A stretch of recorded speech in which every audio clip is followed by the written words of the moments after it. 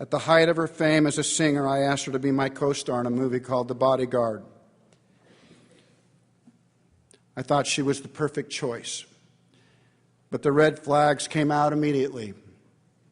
Maybe I should think this over a bit. I was reminded that this would be her first acting role.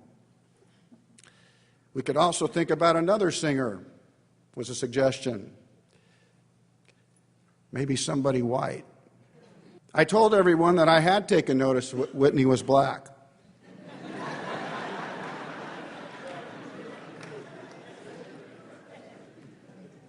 The only problem was I thought she was perfect for what we were trying to do. There was a bit of a relief in the room when we found out that Whitney was going to be on tour and she wouldn't be available for our movie. The anxiety came right back when I said we should postpone and wait a year.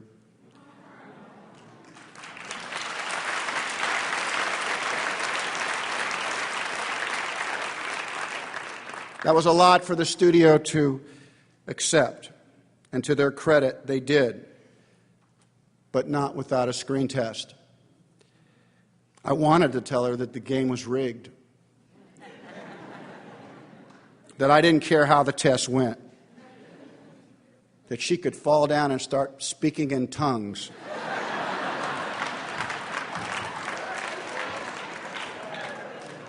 That somehow I would find a way to explain it as an extraordinary acting choice. And we could expect more to follow. And gee, weren't we lucky to have her. But we hadn't said 4 lines when we had to stop. The lights were turned off. And I walked Whitney off the set and back to her room. She wanted to know what was wrong. And I needed to know what she had done during those 20 minutes. She said nothing, in only a way that she could. Nothing. So I turned her around so that she could see herself in the mirror, and she gasped. All the makeup on Whitney's face was running. It was streaking down her face, and she was devastated. She didn't feel like the makeup we'd put on her was enough, so she'd wiped it off and put on the makeup that she was used to wearing in her music videos. It was much thicker, and the hot lights had melted it.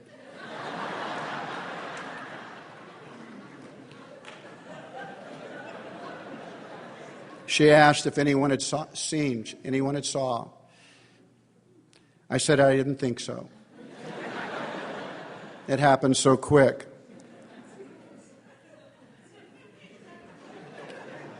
She seemed so small and sad at that moment, and I asked her why she did it. She said, I just wanted to look my best. A half hour later, she went back in to do her screen test, and the studio fell in love with her. The Whitney I knew, despite her success and worldwide fame, still wondered, am I good enough? Am I pretty enough? Will they like me? It was the burden that made her great and the part that caused her to stumble in the end. Whitney, if you could hear me now, I would tell you, you weren't just good enough. You were great. You sang the whole damn song without a band. You made the picture what it was. A lot of leading men could have played my part. A lot of guys could have filled that role. But you, Whitney, I truly believe that you were the only one that could have played Rachel Marin at that time.